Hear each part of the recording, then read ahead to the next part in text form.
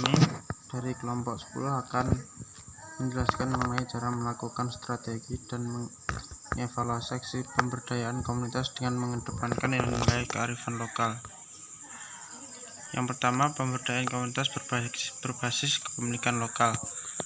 Secara terminologi, kearifan lokal dapat dimaknai sebagai pandangan hidup dan pengetahuan lokal uang tercipta dari hasil adaptasi suatu komunitas yang berasal dari pengalaman hidup yang dikomunikasikan dari generasi ke generasi.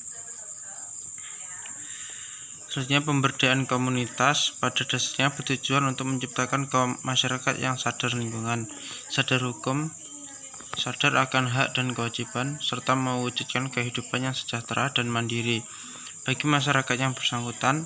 Oleh karena itu, pemberdayaan komunitas tak terlepas dari upaya penanggulangan kemiskinan yang kerap menghantui masyarakat kita. Selanjutnya, terdapat 5 hal yang perlu diperhatikan dalam pemberdayaan suatu masyarakat, yaitu yang pertama, menghormati dan menjunjung tinggi hak asasi manusia. Yang kedua, komitmen global terhadap pembangunan sosial masyarakat adat sesuai dengan konvensi yang diselenggarakan.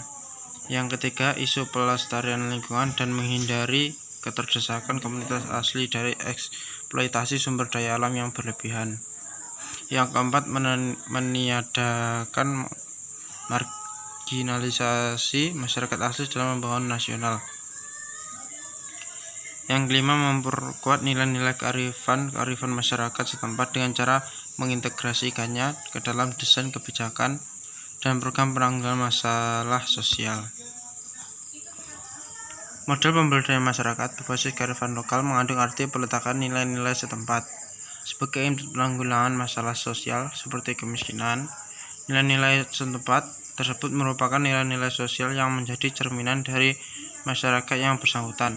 Nilai-nilai tersebut meliputi gotong royong, kerabatan, musyawarah untuk mufakat, dan toleransi. Pemberdayaan komunitas berbasis nilai-nilai kearifan lokal akan menciptakan masyarakat yang berdaya. Ciri-ciri masyarakat yang berdaya antara lain: 1. Mampu memahami diri dan potensinya dan mampu merencanakan mengantisipasi kondisi perubahan ke depan. Yang kedua, mampu mengarahkan dirinya sendiri. Yang keempat, memiliki kekuatan untuk berunding. Yang keempat, memiliki bargaining power yang memadai dalam melakukan kerjasama yang saling menguntungkan. Dan yang kelima, bertanggung jawab atas tindakannya. Selanjutnya, nomor 2, partisipasi sebagai dasar pemberdayaan masyarakat. Salah satu faktor pendukung keberhasilan pembangunan adalah partisipasi masyarakat. Di sisi lain, pembangunan dianggap berhasil jika dapat meningkatkan kapasitas masyarakat, termasuk dalam partisipasi. Dalam proses pemberdayaan, partisipasi menjadi salah satu kunci kesejahteraan sosial.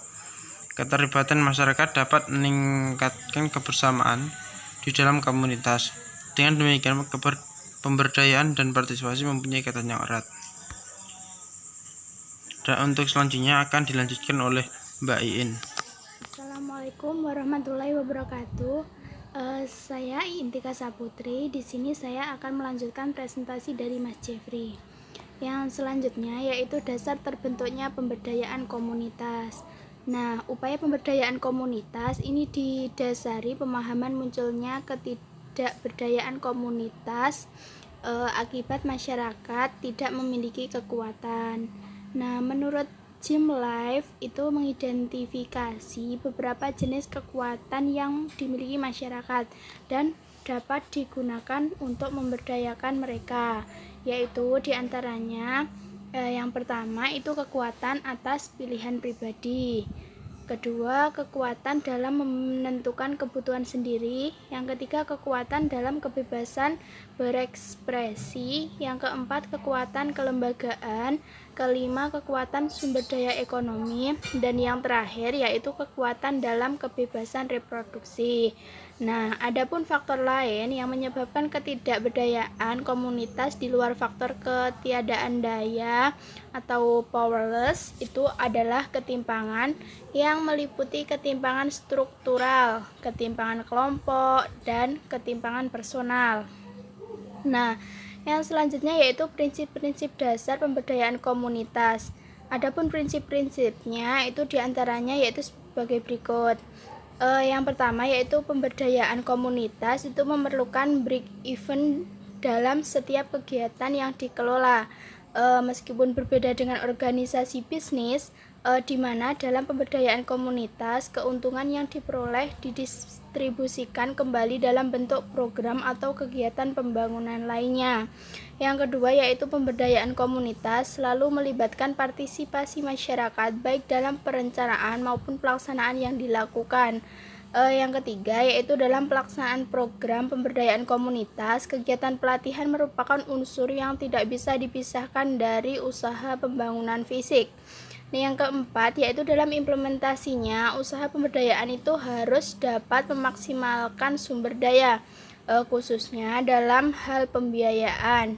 Yang terakhir yaitu kegiatan pemberdayaan masyarakat harus dapat berfungsi sebagai penghubung antara kepentingan pemerintah yang bersifat mikro. Dan yang keempat yaitu evaluasi dan hikmah pembelajaran dari aktivitas pemberdayaan komunitas. Nah, di dalam evaluasi dan hikmah pembelajaran ini terdapat pembahasan mengenai kelebihan, kelemahan, dan kendala. Nah, yang pertama yaitu kelebihannya. Kelebihan pemberdayaan komunitas itu diantaranya sebagai berikut. Yang pertama yaitu memudahkan dalam koordinasi antar individu. Yang kedua, antar individu itu sanggup saling memberi semangat dan motivasi. Yang selanjutnya yaitu mampu meningkatkan kesejahteraan dalam jangka waktu yang panjang dan berkelanjutan. Yang keempat yaitu mampu meningkatkan dan memperbaiki kehidupan masyarakat dan kelompok baik di bidang ekonomi maupun sosial.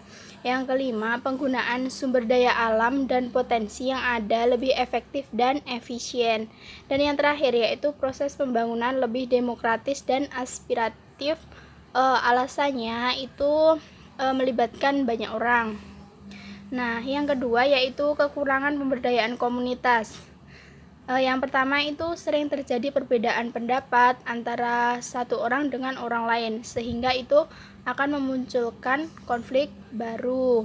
Yang kedua itu tingkat partisipasi setiap individu itu berbeda-beda, sehingga menghambat sebuah pembangunan.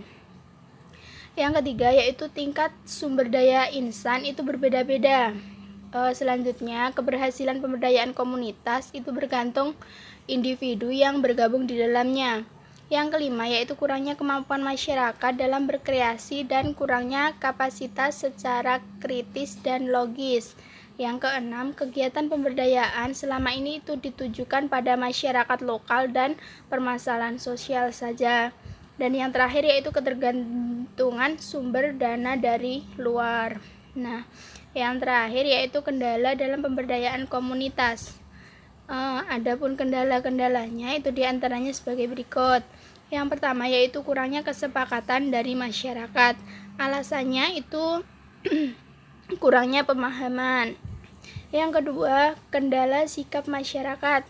Contohnya itu etos masyarakat. Dan yang ketiga, diversifikasi pola kehidupan masyarakat. Itu mencakup sebuah kebudayaan, sosial, ekonomi, dan kondisi geografis. Yang keempat yaitu kurangnya monitoring dari data yang berkualitas. Yang kelima, indikator yang tidak tepat. Yang keenam, kurangnya koordinasi. Dan yang terakhir yaitu sistem manajemen yang terlalu birokratis atau terlalu banyak peraturan. Sekian presentasi dari saya. Apabila ada kurang lebihnya saya mohon maaf. Akhir kata, wassalamualaikum warahmatullahi wabarakatuh.